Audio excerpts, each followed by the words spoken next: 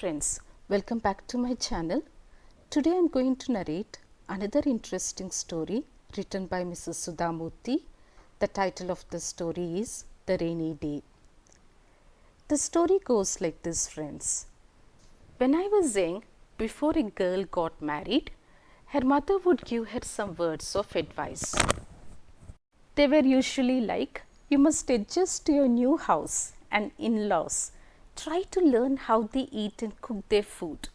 Go out of your way to be friendly and helpful to everybody, etc. My mother Vimla Kulkarni told me similar words when I got married. But along with this, she said something which helped me immensely in later life. She said, in life we never know when a rainy day will come and you might fall short of money.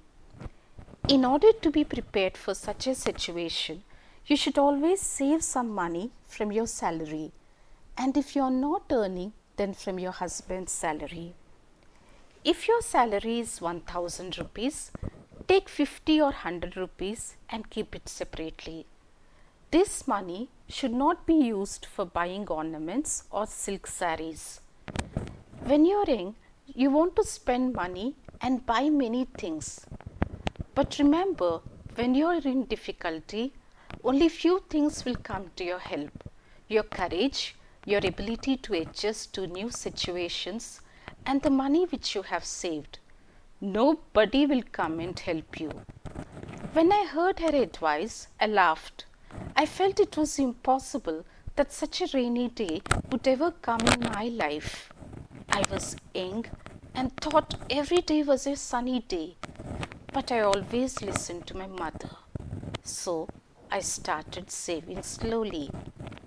The money was kept in a safe place in my kitchen cupboard and I never counted it. After my marriage for a while, life was smooth in Bombay. We had a daughter and we were happy like any other middle class family. We used to stay in a flat in Bandra. I used to work for Telco at Fort and Murthy for PCS at Narman Point. One day, my husband returned from office looking very worried. By nature, he is not talkative and is reluctant to share his emotions.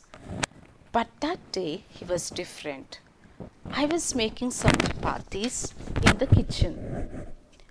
Why are you looking so worried? I asked him.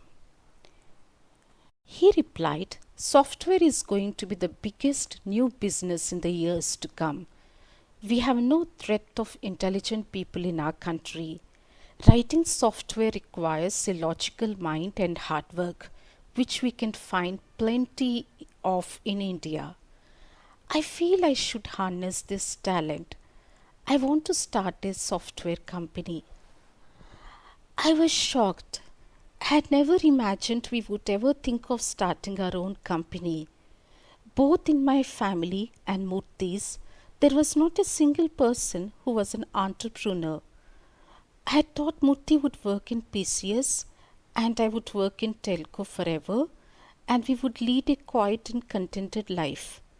My immediate reaction was no. Murthy started explaining his plans and vision for the business to me. You're fond of history.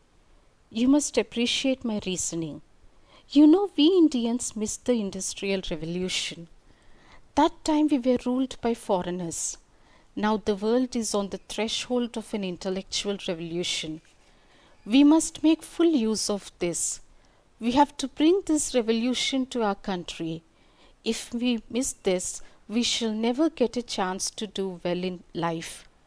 I want to take this step not for money alone. This is one desire that I have had for a while now. Let me do it now. It is now or never. My mind went back to my childhood days. One of our relatives had started something on his own. He ended up incurring heavy losses. Finally, he had to sell his family property. So for me, starting our own business was synonymous with loss. I was afraid the same thing would happen to us.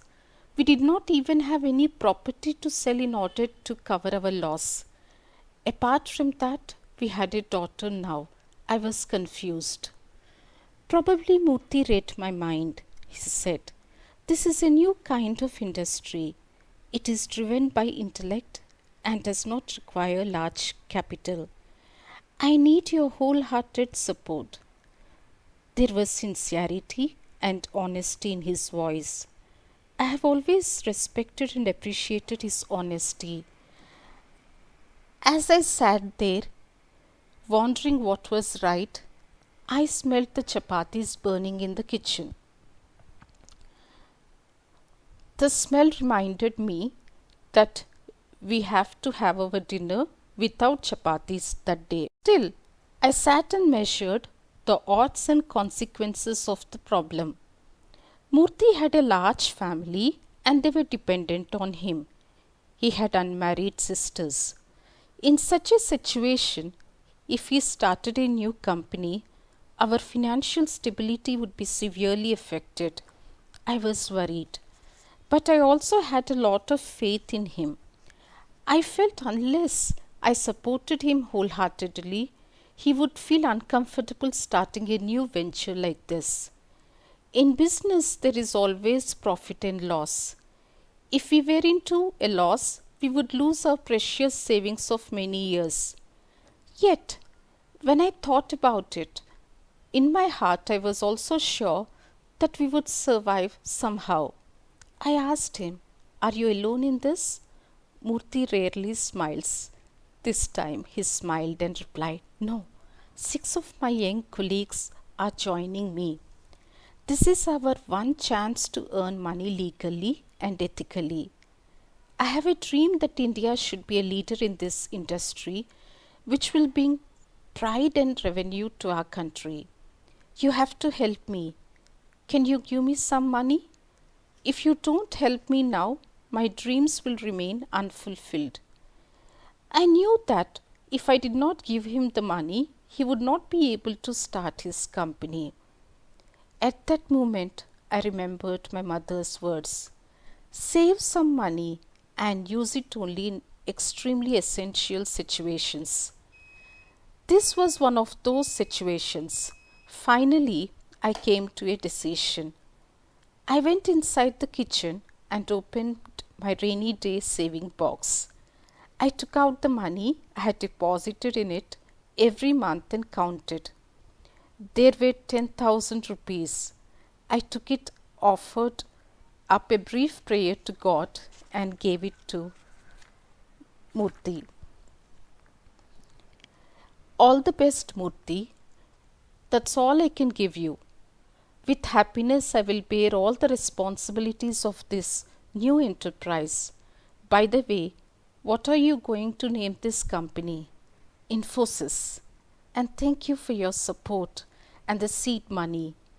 Be ready for the most bumpy ride in your life for the next few years. When I look back now, I realize that our lives changed completely because I had listened to my mother's valuable lesson.